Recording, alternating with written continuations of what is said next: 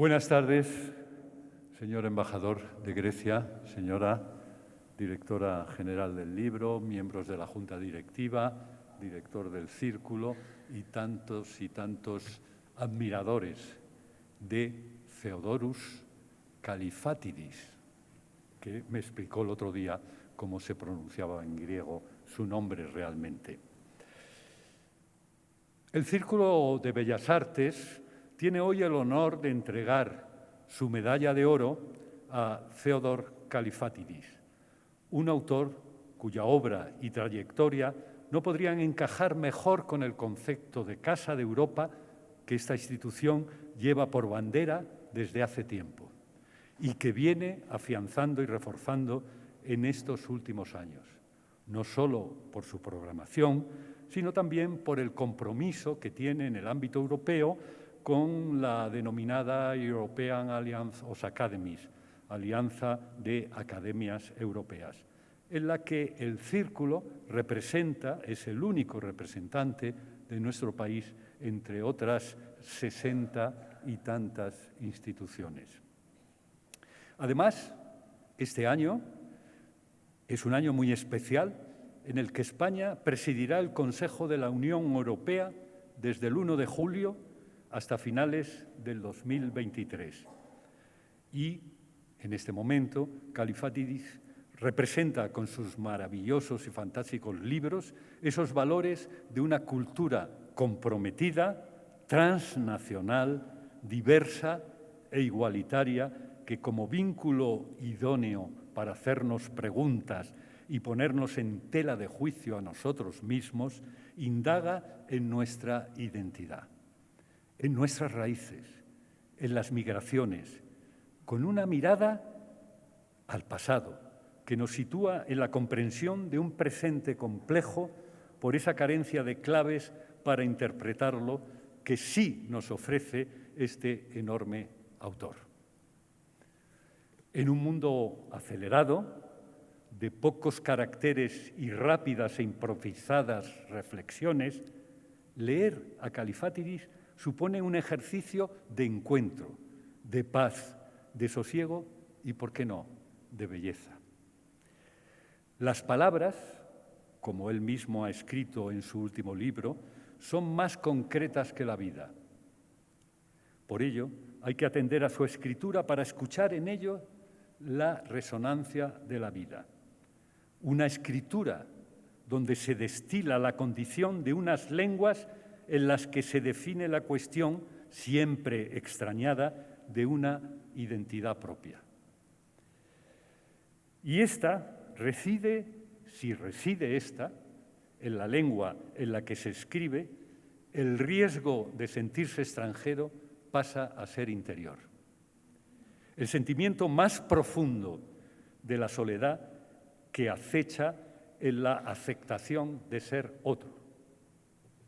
El encuentro de Kallifátidis con la nueva lengua que le acoge es clarificador. Cito: «Así escribí mis primeros poemas. El significado de las palabras todavía no formaba parte de mí. Escribía sin saber qué quería decir. Escribía porque eran nuevas y porque quería darles el significado que quisiera», escribe Kallifátidis. Una forma, por tanto, de enfatizar la diferencia entre significante y significado, de cuestionar la oposición entre lo sensible y lo intangible y lo inteligible, hasta alcanzar el resultado de una escritura que obtiene la naturalidad que rehúye de la adjetivación y de la metáfora al centrarse en la estructura interior del lenguaje, la condición del signo que integra en sí mismo aquella oposición de la idea y de la forma.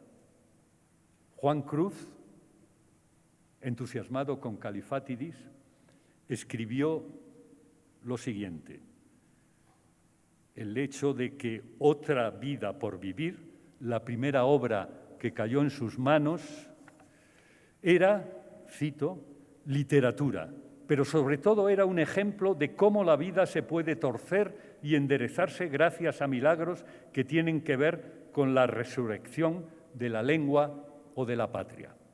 Fin de la cita. Era, ante la pérdida paulatina de la lengua propia, la resurrección de la palabra, o lo que entiendo como algo que es lo mismo, el ser del lenguaje. La escritura de Califátides posee la presencia de esa mirada que nos retrotrae en el tiempo y nos sitúa en las cicatrices e incertidumbres de la misma Europa, a través de un ejercicio de memoria y archivo familiar que resulta apasionante. Cualquiera se introduce en los recuerdos de esa familia como si formara parte de ella, porque lo que hace el autor, en el fondo, es contarnos cómo somos nosotros, los europeos, y la influencia grecolatina que nos envuelve y que guía nuestros pasos. En esos abuelos, abuelas, padres y madres nos reconocemos o reconocemos nuestros propios orígenes. Califátides ha publicado más de 40 libros de ficción, ensayo y poesía traducido a una multitud de idiomas. Nació en Grecia, perdón por desvelarlo, en 1938 y emigró a Suecia en 1964, donde consolidó su carrera literaria. Ha traducido al sueco, al griego, a grandes autores como Ingmar Bergman, August Strindberg, así como del griego al sueco a Yanis Rizor o Mikis Theodorakis. Ha recibido muchos premios por su trabajo, tanto en Grecia como en Suecia, país en el que reside actualmente. En España ganó el premio Cálamo Extraordinario en el 2019 por Otra vida por vivir. Posteriormente, Galacia Gutenberg ha publicado sus novelas El asedio de Troya, Madres e hijos, Lo pasado no es un sueño, Timandra, Amor y morriña y tantas otras.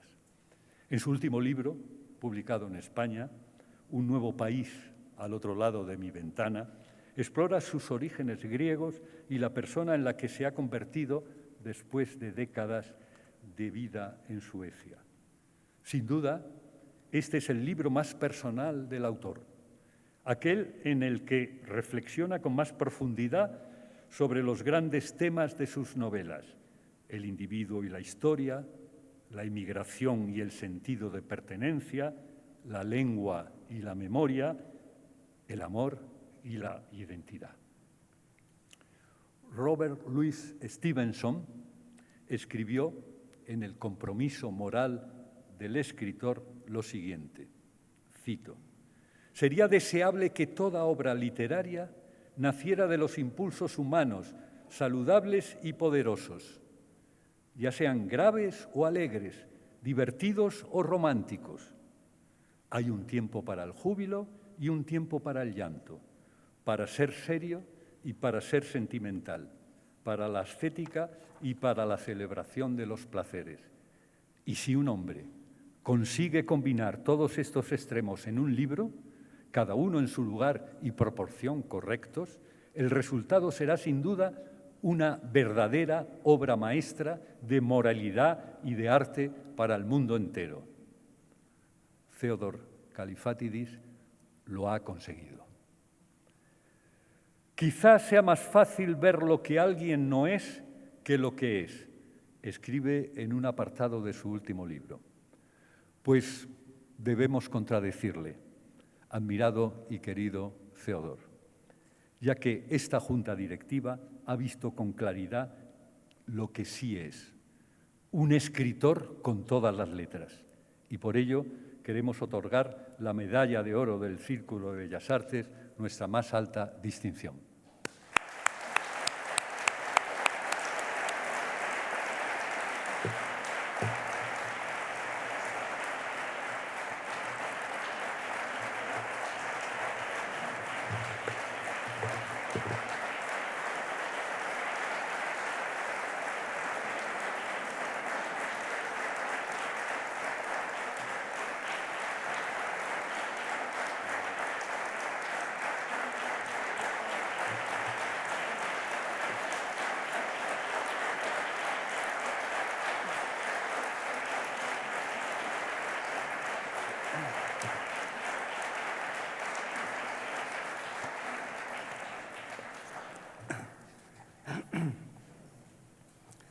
Muchas gracias. Señor presidente, honorables miembros de la presidencia, señoras y señores, no formaba parte.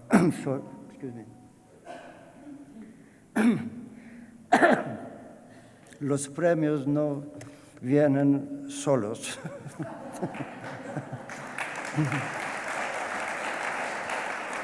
Gracias. No formaba parte de mis sueños que algún día estaría aquí, delante de todos ustedes. No estaba preparado para este regalo generoso, cálido y casi descarador de su parte. Por lo tanto, realmente no sé cómo agradecerlo, pero incluso sin saberlo, quiero asegurarles mi profunda gratitud. Vivirá en mí mientras mis flacas piernas griegas puedan moverse y más allá de eso, vivirá en mí mientras palpite mi corazón. Muchas gracias.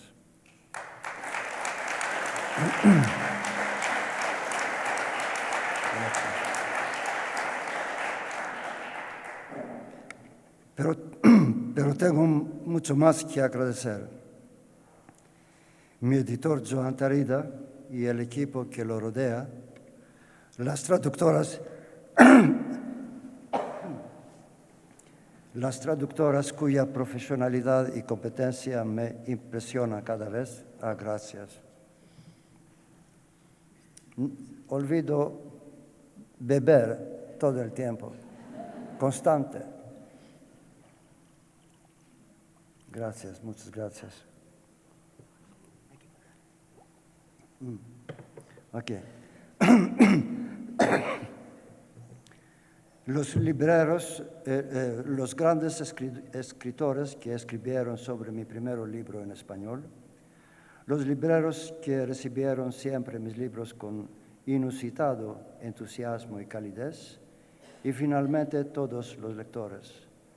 No es una exageración decir que estoy a la vez agradecido y sorprendido. Cabe preguntarse qué buscan los lectores españoles en mis libros y qué encuentran. Espero que aprendan algo, pero una cosa es cierta: España me ha enseñado mucho y tiene mucho más que enseñarme. El primer libro en español que leí fue Don Quijote, de Cervantes, que formaba parte de una serie llamada Clásicos Ilustrados. Por supuesto, no entendí las intenciones o sutilezas del libro. Lo leí como entretenimiento. Un anciano que golpea molinos, que monta un caballo viejo, con el nombre más hermoso que he visto en mi vida, Rocinante, y que es seguido de un sirviente pintoresco que ocasionalmente actúa de manera más sensata que su amo. Me divertía que tuviera una amante que no solo luchara contra la realidad del mundo, sino también por su propia salvación, es decir, por encontrar el amor, conquistando y vivir con él. Las ilustraciones del libro eran más cómicas que realistas. Todo ese asunto indicaba que no debía tomarse en serio, y no lo hice. Me fascinaba más Dulcinea, el viejo Rocinante, el robusto Pancho. Simplemente lo leí como un libro para niños. Más adelante lo volví a leer a instancias de un amigo más avanzado literariamente que yo, el cual afirmaba que Cervantes era el único escritor que había logrado lo que la mayoría de los escritores sueñan: escribir un libro para todos, para niños y para adultos, para mujeres y hombres, para creyentes y no creyentes. Así que lo releí e incluso más tarde lo releí de nuevo. Cada lectura era un nuevo viaje. No hay muchos libros de este tipo en la literatura mundial. Según mi amigo, solo Don Quijote. Hoy en día concuerdo con él en eso. Cervantes cumple uno de los criterios más importantes para un buen escritor. Quería ver, no ser visto. Esto último, hablando entre paréntesis, ha destruido muchos escritos cuando el autor ha querido ser superior a sus libros.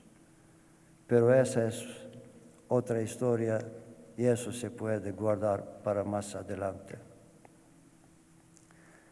Al escribir necesitas un poco de suerte. Un caluroso domingo de hace 3 años, cogí el tren de Madrid a Toledo. Quería ver la casa del Greco y lo hice.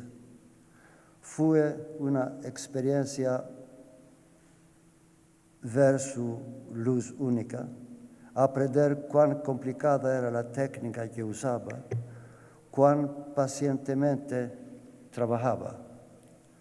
Los maestros no solo tienen más talento que el resto de nosotros, pero también trabajan más duro. En su retrato del primer inquisidor, cardenal Niño de Guevara, volví a ver la mirada que llamé mirada de aniquilamiento. La había visto antes en mi pueblo griego, la había visto en Estocolmo cuando era un joven inmigrante. Es la mirada del fanatismo. Ve sin ver, desgraciadamente. Tanto Grecia como España han tenido que vivirlo. Esa es la mirada que enfrentó el Greco cuando fue acusado de pintar a los ángeles sin alas. Los recuerdos de la guerra civil griega se precipitaron sobre mí y salí a la ciudad para que se disiparan. Iba paseando despacio por la judería y de repente vi un cartel, Ruta de Don Quijote. Un poco más abajo un nuevo cartel a la entrada de una taberna muy antigua que ya no lo era. Cervantes solía ir allí cuando estaba en Toledo. Y él y el Greco fueron contemporáneos. El Greco fue a la misma taberna, se conocían, se conocieron. El extraño de otro país y el extraño en realidad, no lo sé, pero me gusta pensar que lo hicieron. Era hora de volver a Madrid. El tren estaba repleto de gente. Aún así, había cierto orden, cierta calma.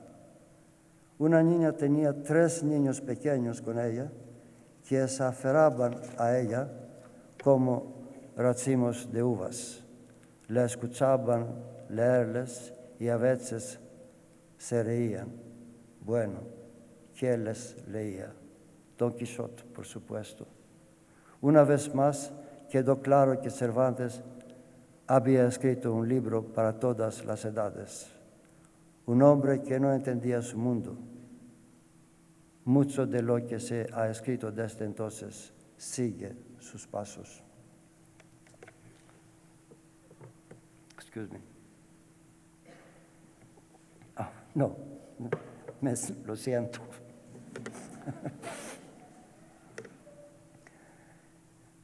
Mi segundo contacto con España fue Federico García Lorca. Era el otoño de 1955. Acudí en una representación de Bodas de Sangre. El nombre era completamente nuevo para mí. Cuando tienes 17 años, ignoras muchas cosas. Entonces no tenía ni idea de que Lorca viviría en mí hasta ahora, 67 años después. Fue por causalidad que terminara en el sótano oscuro del teatro esa vez. Habíamos quedado en encontrarnos con mi novia en la misma galería donde estaba el teatro, pero ella nunca vino. La taquilla del teatro estaba abierta y el cajero era un caballero atento de unos 50 años. Me había estado observando todo el tiempo sin que yo me diera cuenta. Durante casi 2 horas interpreté el papel principal en la obra con la que fantaseaba. No había prisa por acudir a la caja. Cuando finalmente decidí irme, me llamó. No te rindas. La próxima vez ella vendrá. Y sonrió con complicidad. Me sonrojé de arriba abajo. Tan obvia resultaba mi expectativa. Era mi decepción tan fácil de percibir. Él me consoló. He estado esperando a una mujer toda mi vida. ¿Vino ella alguna vez?, pregunté, extrañamente vigorizado por haber topado con un hermano en la desgracia. Esa es otra historia. Ahora no tenemos tiempo para hablarlo, pero usted tiene tiempo para ver la función que comienza en 5 minutos. No tengo dinero, no importa. Es una gentileza del teatro, o mía, o tal vez invita a Dios, quién sabe. En retrospectiva creo que fue Dios quien invitó. Primero porque la actuación me impresionó con su poder furioso. Segundo porque me di cuenta de que había un amor más fuerte que aquellos que lo experimentaban. Clavos de luna nos funden, mi cintura y tus caderas. ¿Qué se puede hacer ante esto? Busqué al generoso taquillero para darle las gracias una vez más, pero ya no estaba. Daba igual. Había encontrado a Lorca y al mismo tiempo había perdido a mi novia. Resultó que aquel clavos de luna nos funden no se aplicaba a nosotros. Pero las palabras permanecieron dentro de mí y todavía son la definición perfecta de la omnipotencia de Eros, como en el verso de Sófocles, el amor invicto en la batalla. Redescubrí a Lorca en Suecia, donde emigré, y con el tiempo comencé a asistir a todos los eventos que eran gratuitos. Las lecturas de poesía no solo eran gratuitas, sino que casi te daban un abrazo por ir allí. Y así fue como volví a leer a Lorca, traducido por Lasse Sederberg. He llegado a la línea donde cesa la nostalgia y la gota de llanto se transforma al alabastro de espíritu. Sentí como si estas líneas estuvieran escritas para mí, que vagaba por las calles de Estocolmo en busca de palabras que convirtiesen mis lágrimas en rocío. Qué alivio fue leer estas líneas, darme cuenta de que las lágrimas pueden convertirse en alabastro. Un consuelo tan grande como cuando mi madre me palmeaba la cabeza. Federico García Lorca era de Granada. Seguro que había visto en la Alhambra lo que se puede hacer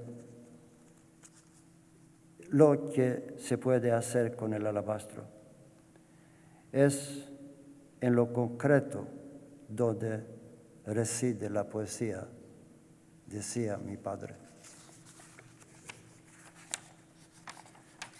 No sería hasta mayo de 2022 cuando las causalidades me pusieron tras la pista de Lorca. Mi libro Timandra había sido publicado en España y mi editorial había organizado un viaje por España. Las ciudades se sucedían y yo estaba exhausto y emocionado. Bilbao y Denia, Madrid, Granada, Málaga y Mallorca, Salamanca, Barcelona, Coruña, Burgos, Barbastro. En todas partes, belleza, tradición, historia. Una gran sorpresa esperaba en Emporia, la primera colonia griega de ahí. El nombre Emporia, de ahí el nombre Emporia, que significa plenamente comercio. No eran señores ricos y poderosos los que llegaron allí. Con toda probabilidad eran emigrantes pobres, entonces como ahora. Hubo momentos en Grecia en que Grecia no tenía sitio para todos. Luego se alejaron navegando. No podemos saber cuántos murieron durante esos viajes, pero los que sobrevivieron construyeron nuevas comunidades. Di una breve charla al aire libre junto con Mónica Skustova y constantemente luchaba por contener las lágrimas al pensar que mi país, Grecia, en realidad tiene dos historias: lo que pasó en el país y lo que los emigrantes de allí crearon por el mundo. Por fin encontraba un país de Europa que se parecía a mi Europa, que no aspiraba a convertirse en colonia americana, al menos no todavía. Cada día que pasaba mis ojos se hacían más y más grandes. Me sentía como un borracho que se despierta de una borrachera para caer en la siguiente. Tanta belleza por doquier, tanto alabastro que en mi cabeza se había convertido en sinónimo de lágrimas. Fue una experiencia inolvidable. Ver las obras de los grandes españoles en el lugar adecuado, ver en Figueres el retrato de Freud que hizo Dalí en la uña del pulgar, aquí. El Guernica en Madrid, cuyo poder atravesaba todo el cuerpo. El Guernica en Madrid, cuyo poder atravesaba todo el cuerpo. El Museo de Goya en Zaragoza, la Catedral Blanca de Burgos, visitar en Mallorca el taller de Miguel Barceló, donde el mundo renacía. Era casi más lo que podía absorber. Por la noche, en los distintos hoteles, estaba exhausto y pensaba en lo que había dicho Hemingway sobre Anton Chekhov. En las primeras 3 asaltos contra él, contra Chekhov, tienes ninguna posibilidad. Debe durar al menos 12 asaltos. Ya había hecho unas cuantas vueltas con España. El título de mi libro, Lo pasado no es un sueño, fue una respuesta a Calderón. Había visto películas de los grandes maestros Buñuel y Almodóvar, descubrí grandes actores y actrices y disfruté del fútbol tiki-taka. Escuché a los grandes cantantes. Sin embargo, estas fuertes impresiones me impidieron obtener una especie de visión general. Estaba como un niño en una tienda de caramelos. Luego llegamos a Granada. Are you tired? No. Okay. Luego llegamos a Granada. El mismo nombre hizo estalar el tiempo y me trajo de vuelta a mi Atenas, a mi barrio, donde el cine se llamaba por alguna razón desconocida Granada, y donde había aprendido esgrima como Errol Flynn, a sonreír como James Cagney, a balbucear a la Jacques Gabin, a levantar las cejas como Humphrey Bogart. Toda mi pandilla se enamoró a su vez de Ava Gardner, Rita Hayworth, Michelle Morgan, Pascal Petit, Silvana Mangano. Éramos leales no a nadie, sino a todas. Luego hubo un tenor griego que cantó Granada con una potencia que nos hizo temblar las rodillas. Llegué a Granada sin saber lo que me esperaba, pero Federico García Lorca estaba al acceso. Sabía que era allí donde lo habían capturado. Sabía que era peligroso ir allí, pero no pudo evitar hacerlo. Él quería visitar a su familia y a algunos amigos. A veces el amor es más grande que el miedo. Pensé en mi padre durante la guerra civil griega. Una noche evitó que lo capturaran saliendo de nuestra casa un minuto antes de que los fascistas llamaran a la puerta. Probablemente un amigo le había alertado, pero regresó unos minutos después. Los fascistas estaban en casa e interrogaban a mi madre, pero ella dijo que su esposo iba a camino a la escuela. No le creyeron y uno de ellos le dio una bofetada dura en los oídos que se los taponó. Salieron de nuestra casa y yo consolaba a mamá y quería saber quién la había golpeado. Ay, mi niño, es un primo lejano y me salvó con esa bofetada. De lo contrario, quién sabe qué se les habría ocurrido hacer. Así fue. Es muy difícil distinguir a un amigo de un enemigo. Lorca también lo sufrió. Se dirigió a Granada, donde fue capturado y ejecutado pocos días después. Así es vivir en una guerra civil. Me imagino que una de las razones por las que los lectores españoles se conmovieron con mis libros es precisamente esa.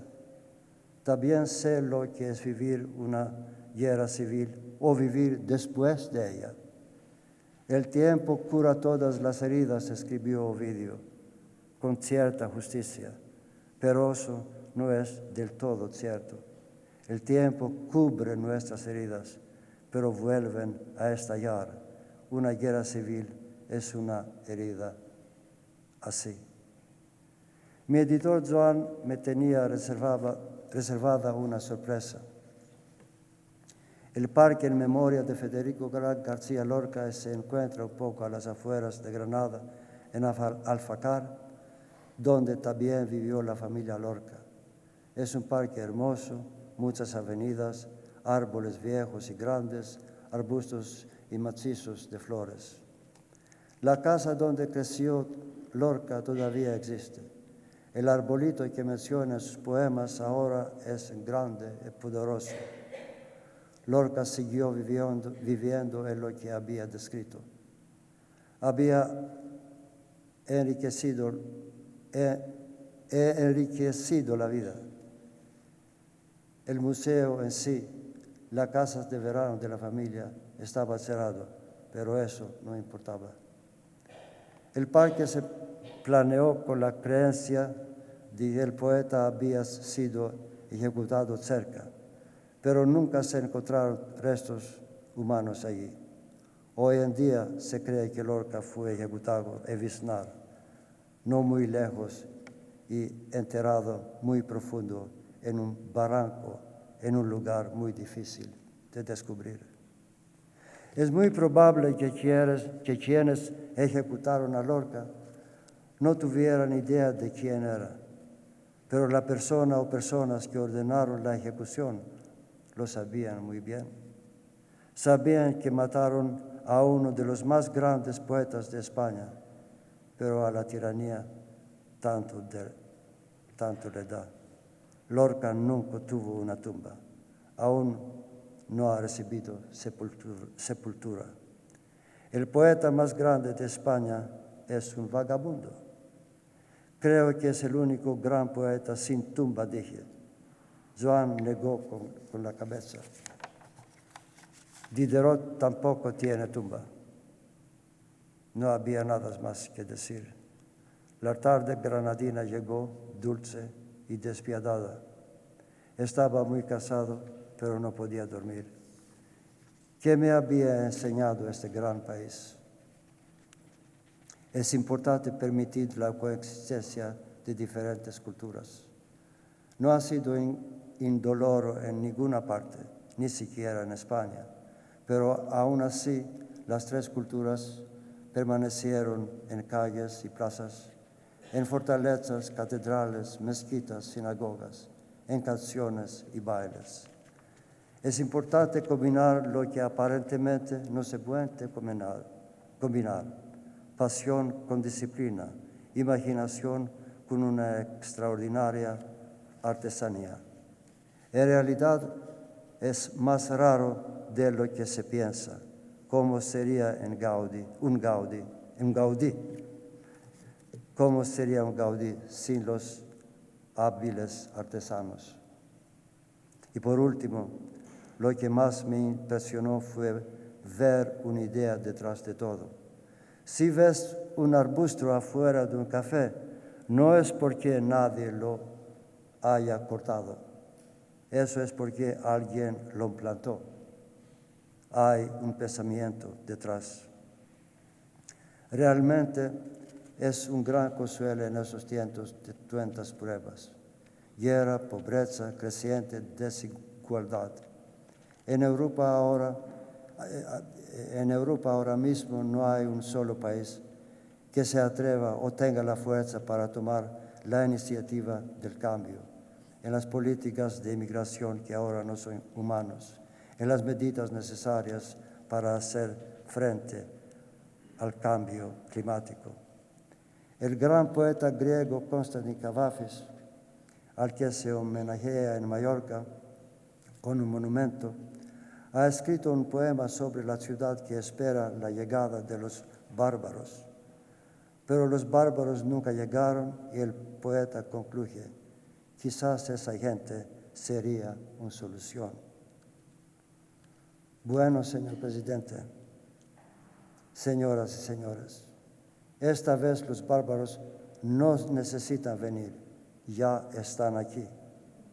Líderes políticos que mienten, que odian la ciencia, que odian a los pobres, que declaran la guerra a los pobres, no a la pobreza, que molestan niños y mujeres, que mataron a enemigos políticos, que atacaron otros países.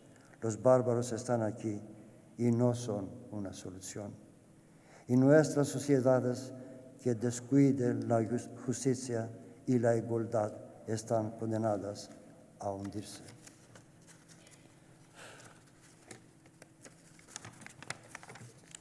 Así que es hora de que digamos lo que pensamos. Sin embargo, son discursos silenciosos y simbólicos y tonterías de la parte de perros de guerra. La industria de la guerra va mejor que nunca y la guerra nunca ha resuelto problemas, sino cree nuevos. Alguien debe decir la verdad. España, este gran país hermoso, puede asumir ese papel. Seguro que hay muchos a los que les cuesta, pero al menos están aquí donde se escribió Don Quijote. Gracias. Muchas gracias.